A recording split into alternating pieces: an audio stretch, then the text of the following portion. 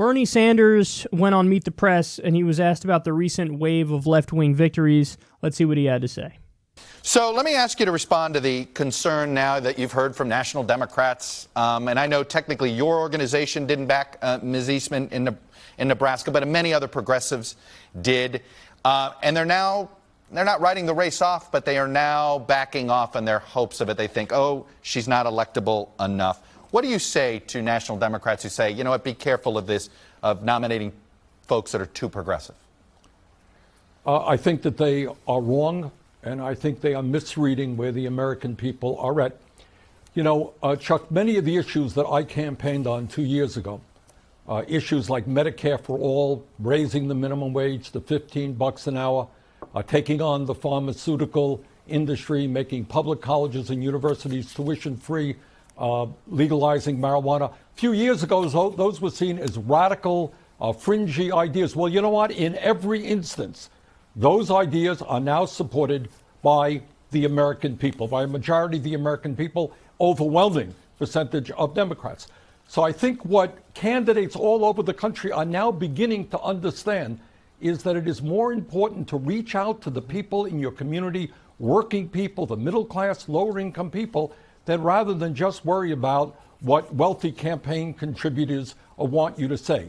So I think candidates who run on a progressive agenda, which demands that we take on the billionaire class, that we end the movement to an oligarchy in this country, that we fight for the rights of working people, I think that's not only good public policy, I think that's good politics, and I think many of those candidates will win, because you're going to see voter turnout go up and a level of excitement that conservative Democrats don't raise. Do you buy the idea that there is such thing as electability, that should be part of a primary argument? Well, sure, we all want to win. The question is, what constitutes electability? 4 years ago, as you will recall, Republicans won a landslide victory all across this country. And the reason was primarily that we had the lowest voter turnout since World War II. Some 37% of the American people voted, because establishment Democrats don't generate excitement. And I think when you have progressive candidates, and we have seen this now for the last year and a half, since Trump has been elected, we have seen progressive candidates seeing voter turnout go up, because the people in their communities know that it's time to stand up and fight. That's what they want to see. So the goal of the Democrats, it seems to me, in 2018, has got to be significantly raising voter turnout, and you do that by talking about the issues that working families care about. So there's a lot to say about this. First of all, what Bernie's talking about is just empirically true. There were 1,000 seats lost by Democrats under Barack Obama's time in office. Now, the reason for that is they were using the new Democrat strategy, which is the old Bill Clinton strategy, and it's the Rahm Emanuel strategy.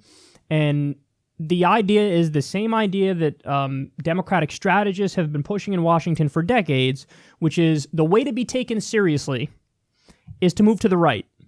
So we need moderate candidates. We need centrist candidates. That's the positive interpretation of what they're doing. In reality, it's they want corporate candidates. They want establishment Democrats who are not going to rock the boat, who are willing to play ball with the military-industrial complex and Wall Street and the for-profit health insurance companies. I think they do have a genuine ideological take that's different than people on the left. I think they genuinely are more centrist. But I also think it's heavily influenced by the corporate dollars. So it's a mix of corruption and a mix of genuine ideological differences. But what's not debatable, we could debate the philosophy of it and the politics of it all day long. What's not debatable is the effect. Democrats got obliterated using that strategy. The strategy of, well, you know, in a deep red district, we need to run a moderate candidate, and that's the way to win. Nope. Turns out that's not true. It turns out even among self-described conservative Democrats, Bernie Sanders crushed and destroyed Hillary Clinton. So why is that? It's because people don't give a shit about labels. People are looking for anti-establishment candidates. People are looking for authenticity. People are looking to get excited and fired up and to feel like the politicians are representing them. And those kinds of politicians are the populist left candidates. So Bernie's just right. Now, what's interesting is the framing of the conversation, because Chuck Todd frames it as, oh, what, Bernie, you don't care about electability? Like, don't you think that's a serious issue? But the framing of that question is inherently right-wing and inherently biased in favor of the establishment Democrats. In other words, his implication there is, oh, I guess if you want to run people who are actually on the left, if you want to run populist left candidates, if you want to run progressive candidates, if you want to run social democratic candidates, I guess you don't care about electability. No, we do care about electability, but what we're saying is, with those kinds of candidates, you get not only the proper policies that help people in their lives, but also they're more electable. That's the point. It's not that we're saying let's sacrifice electability to go for purity politics. What we're saying is so-called purity politics work and you'll win. It's like with the Tea Party. The Tea Party, everybody went, oh my God, crazy, super far right-wingers. And what happened? They won. They won. They wiped out coast to coast. People don't tell you that. They don't tell you that part. They go, look at these extremists on the right.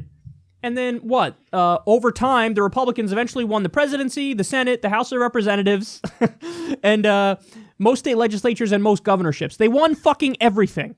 Now, ultimately, it turned out to be a fake anti-establishment movement because they ended up serving the establishment. But I think they rode the wave of anti-establishment, an anti-establishment feeling on the right. Well, now we have that anti-establishment feeling on the left, and we can use it to our advantage, but idiots like Chuck Todd and establishment Democrats are like, I don't know, that might not be the smart path, it might not be electable, and it might... Shut the fuck up. You guys have been wrong about everything.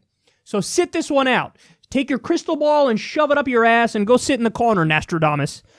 And then, but now I have to give Bernie a little bit of tough love here. And that is what this is. Bernie, it's tough love. I support Bernie Sanders 100%. He's an inspiring person, an inspiring candidate, and his record speaks for itself. So I would never question Bernie Sanders' motives or his record or his policy beliefs or his ideology or his philosophy. I'm in lockstep with him on that. But I do think Bernie is playing politics in one respect. Bernie has not been endorsing many of these candidates that he says he supports here.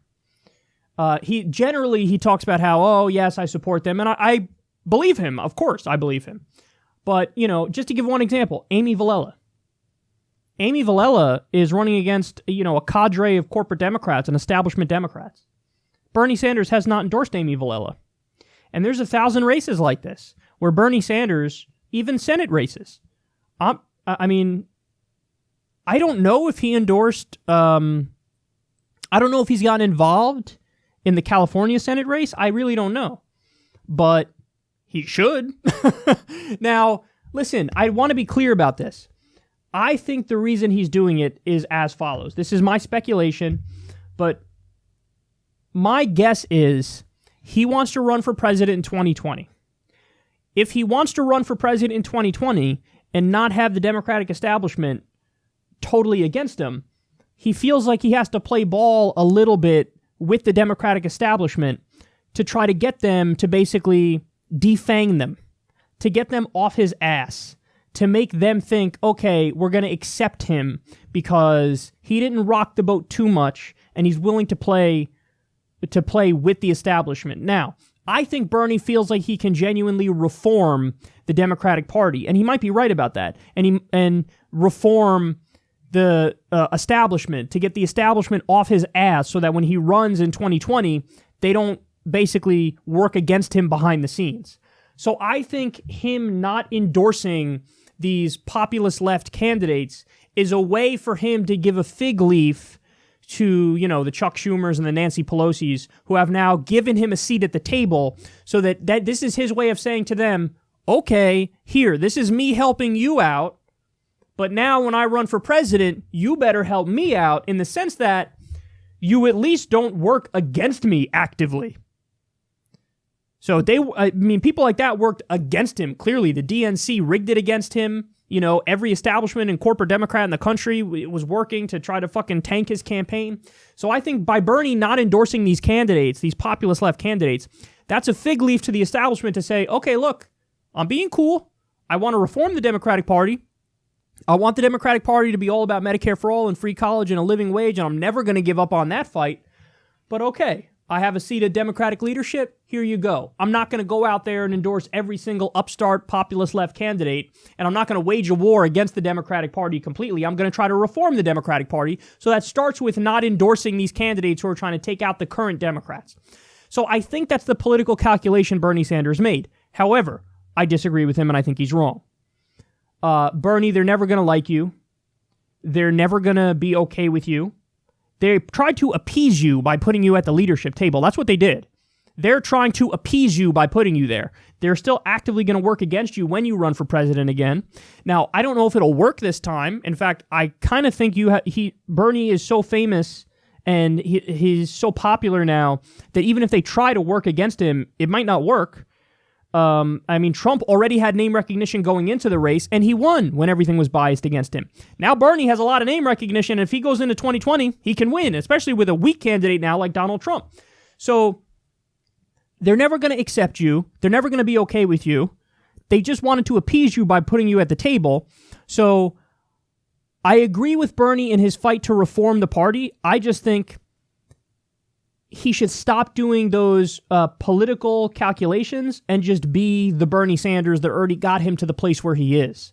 And the Bernie Sanders that already got him to the place where he is a Bernie Sanders who was willing to throw conventional wisdom out the window and tell it like it is and push for the right policies. And Bernie, you and I both know which candidates are the right candidates in all these races. And we know that they're not the ones who are the establishment candidates. They're not the ones who are the incumbents. So if he was really, in his heart of hearts, doing the right thing, he would have to rock the boat more, and he would have to endorse all these upstart candidates. So that's my advice to Bernie. Again, I'm not saying this as like a, hey, Bernie's the enemy and he's not doing the right thing kind of rant. This is me saying 99% of the time, Bernie Sanders does not do political calculations. He just does the right thing. This is the 1% of the time he's doing a political calculation.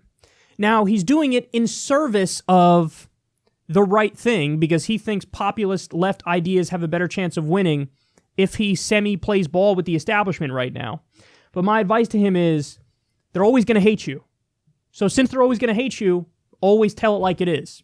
And that would include endorsing these populist left candidates who you've largely stayed silent on.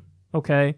So instead of giving the vague, statements on the Sunday shows about how, hey, I support the progressive candidates, because that's what he's doing here. These are the ideas I support. These are the candidates I'd support.